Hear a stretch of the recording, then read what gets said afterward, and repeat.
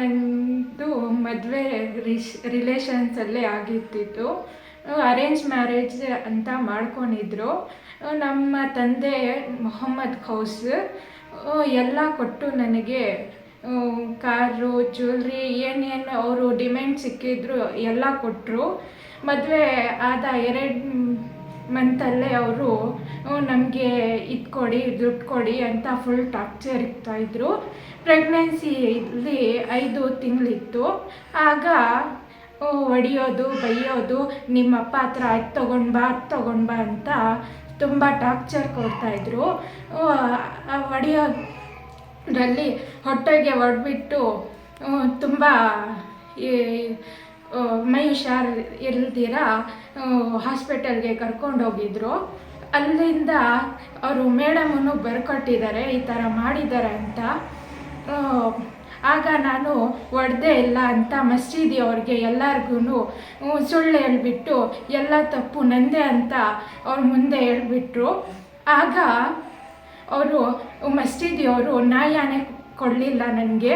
ಮಸೀದಿಯವರು ಅವರು ದುಡ್ಡವರು, ಅವರು ಶ್ರೀಮಂತವರು, ನೀವು ಬಡವರು, ನಿಮ್ಮ ಹತ್ರ ಏನೂ ಇಲ್ಲ, ನಿಮ್ಮ ಮಗಳೇ ಸುಳ್ಳು ಹೇಳ್ತಾ ಇರೋದು, ಅವರು ಸುಳ್ಳು ಹೇಳ್ತಾ ಇಲ್ಲ ಅಂತ ಅವ್ರು ಸಪೋರ್ಟ್ ಮಾಡಿದರು.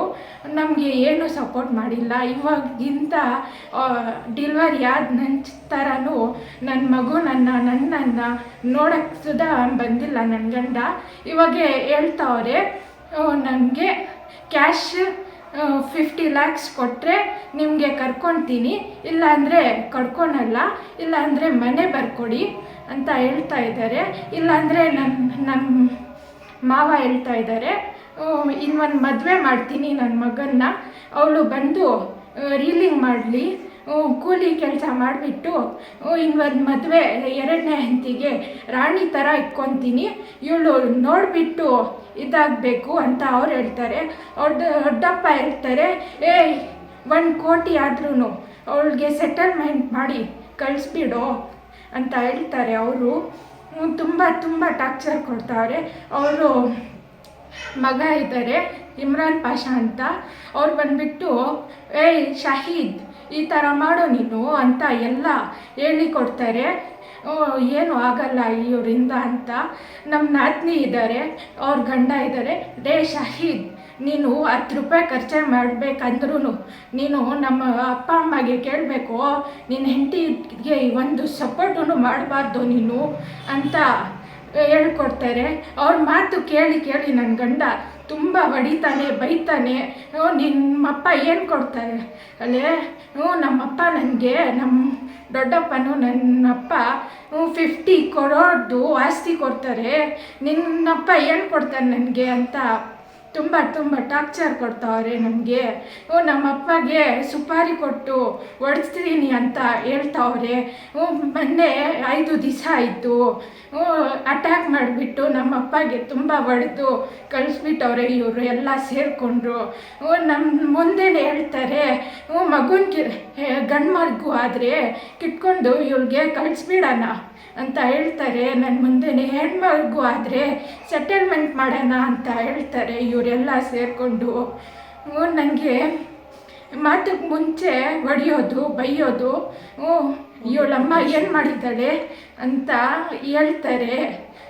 ಇವರಪ್ಪ ಪಾಪರಾಗ್ಬಿಟ್ಟಿದ್ದಾನೆ ಅಂತ ನನ್ನ ಮುಂದೆ ತುಂಬ ನಮ್ಮ ಫ್ಯಾಮ್ಲಿಯವ್ರಿಗೆ, ನಮ್ಮಪ್ಪಗೆ, ನಮ್ಮಮ್ಮಗೆ ಎಲ್ಲರೂ ಬೈದು ಮಾತಾಡ್ತಾರೆ.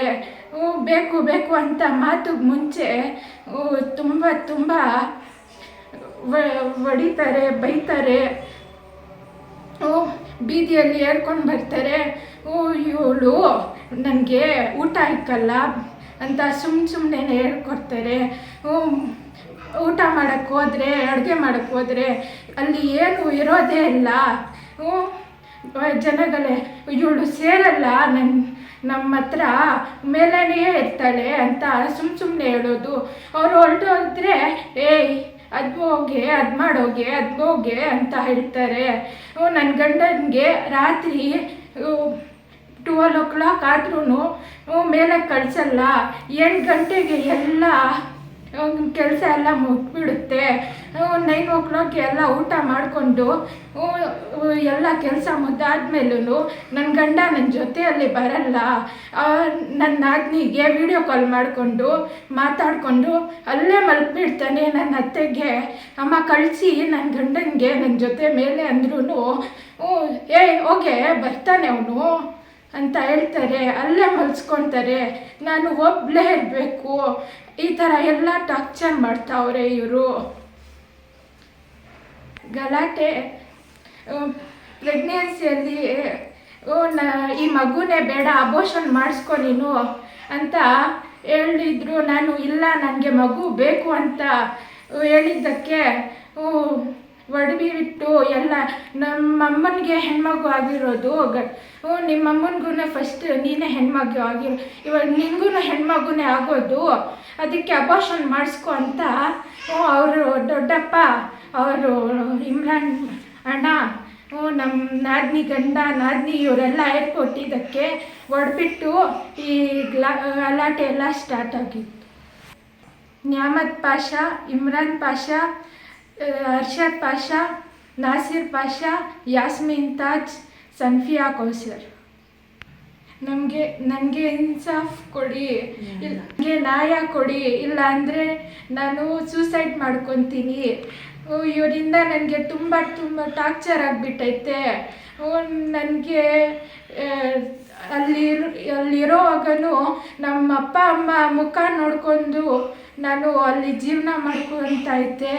ನಮ್ಮ ಅಪ್ಪ ಅಮ್ಮಗೆ ತುಂಬ ಟಾರ್ಚರ್ ಕೊಡ್ತಾಯಿದ್ರು ಇವರು. ತುಂಬ ಮಾನ ಮರ್ಯಾದೆ ಇಲ್ದಿರ ಮಾಡಿಬಿಟ್ಟಿದ್ರು ಊರಲ್ಲೆಲ್ಲ. ನಿನ್ನ ಮಗಳು ಹಿಂಗೆ ಮಾಡ್ತಾಳೆ ಹಂಗೆ ನಾನು ಏನು ಮಾಡೇ ಇಲ್ಲ. ಸುಮ್ಮನೆ ಹೇಳೋದು ಜನಗಳ ಎಲ್ಲರಿಗೆ. ನಮ್ಮ ಅಪ್ಪ ಅಮ್ಮ ಬಂದು ಏನಮ್ಮ ನೀನು ಹಿಂಗೆ ಮಾಡಿದ್ರೆ ಅಮ್ಮ, ಇಲ್ಲಮ್ಮ ನಾನು ಏನೂ ಮಾಡಿಲ್ಲ ಇವ್ರು ಸುಳ್ಳು ಹೇಳ್ತಾ ಇರೋದು ಅಂತ ಹೇಳಿದ್ರು ಜನಗಳೆಲ್ಲ ತಿರ್ಗಾ ಇನ್ಸಾಫ್ ಮಾಡಿ ಈ ಥರ ಮಾಡ್ತಾಯಿದ್ರು. ಇಲ್ಲ ಡೆಲಿವರಿ ಆದಮೇಲೆ ಇಲ್ಲೇ 2 ಸತ ನಾನು ಸೂಸೈಡ್ ಮಾಡ್ಕೊಳ್ಳೋಕ್ಕೆ ಇಲ್ಲಮ್ಮ ಆ ಥರ ಮಾಡಬೇಡ, ನಿನ್ನ ಮಗುಗೆ ನೋಡು, ನಿನ್ನ ಮಗುದು ಮುಖ ನೋಡು, ಅವರು ನಿನಗೆ ಚೆನ್ನಾಗೆ ನೋಡ್ಕೊತಾರೆ ಅಂತ ನಮ್ಮ ಅಪ್ಪ ಅಮ್ಮ ನನಗೆ ಸಮಾಧಾನ ಮಾಡಿ ಬದುಕಕ್ಕೆ ಇದು ಮಾಡಿದ್ರು. ಬೇಡ್ಸ್ಕೊತಾ ಇದ್ದೀನಿ, ನನಗೆ ನ್ಯಾಯ ಕೊಡಿಸಿ, ನಿಮ್ಮ ಹತ್ರ ನಾನು ರಿಕ್ವೆಸ್ಟ್ ಮಾಡ್ತಾ ಇದ್ದೀನಿ. ನಿರ್ಭೀತ, ನಿಷ್ಪಕ್ಷಪಾತ, ವಿಶ್ವಾಸಾರ್ಹ ಸುದ್ದಿಗಳಿಗೆ ಮತ್ತೊಂದು ಹೆಸರಾಗಿರುವಂತ ನ್ಯೂಸ್ 18 ಕನ್ನಡ ಈಗ ಆಪ್ನಲ್ಲೂ ಲಭ್ಯವಿದೆ. ದಯವಿಟ್ಟು ಇಲ್ಲಿರುವ QR ಕೋಡ್ ಅನ್ನ ಸ್ಕ್ಯಾನ್ ಮಾಡಿಕೊಂಡು ಆಪ್ ಅನ್ನ ಡೌನ್ಲೋಡ್ ಮಾಡೋದಕ್ಕೆ ಮರಿಬೇಡಿ. ನಿಮ್ಮ ಬೆಂಬಲ ಹೀಗೆ ಸದಾ ನಮ್ಮೊಂದಿಗಿರಲಿ. ಧನ್ಯವಾದ.